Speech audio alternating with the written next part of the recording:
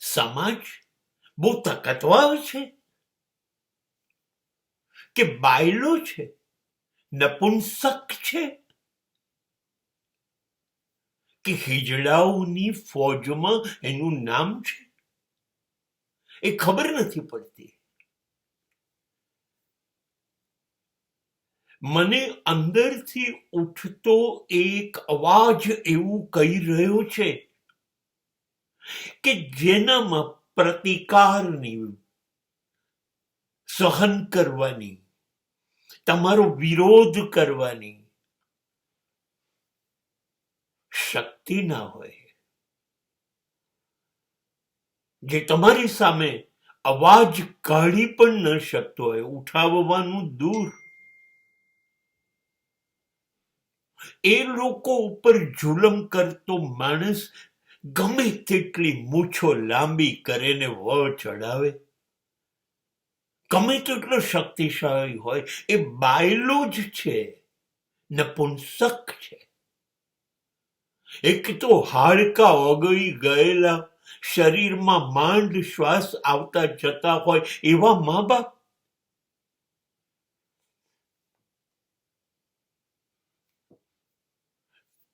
તમે જ બધું છો. તું ही रे, तेरे बिना मैं कैसे जीऊं, કહેતી તમારી પત્ની નાજુક સંતાનો નાનકડા, કોઈ શક્તિ નથી આ બધા.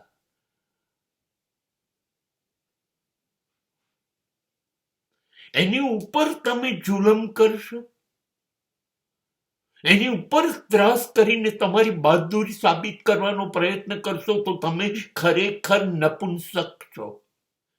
એ કશું કરી નથી શકતા, નિરાધાર છે, તમારી ઉપર એનો આધાર છે, એટલે તમે દાદાગીરી કરશો, નફટાઈ કરશો.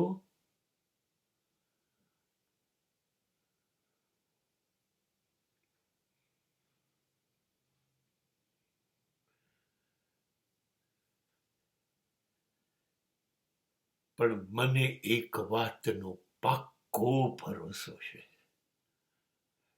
એ અવાજ નહીં ઉઠાવે, એ વિરોધ નહીં કરે, એ બેઠો બેઠો એનું દિલ બળશે, નિસાસા નાખશે અને તમને બદદુઆ આપશે. અને તમે ખરેખર બહાદુર હોય તો આ બદદુઆઓનો સામનો કરી બતાવજો. સાહેબ, આનો કોઈ ઈલાજ જ નથી. બદદુઆઓ સામે ઈશ્વર પણ હારી ગયો છે. ઈશ્વરે પણ માથું નમાવીને કૃષ્ણએ ગાંધારીના શ્રાપ સ્વીકાર્યા હતા. ઈશ્વર પણ હારી જાય છે બદદુઆ સામે. તાકાત દર્શાવીને બદદુઆ ના કમાતા સાહેબ.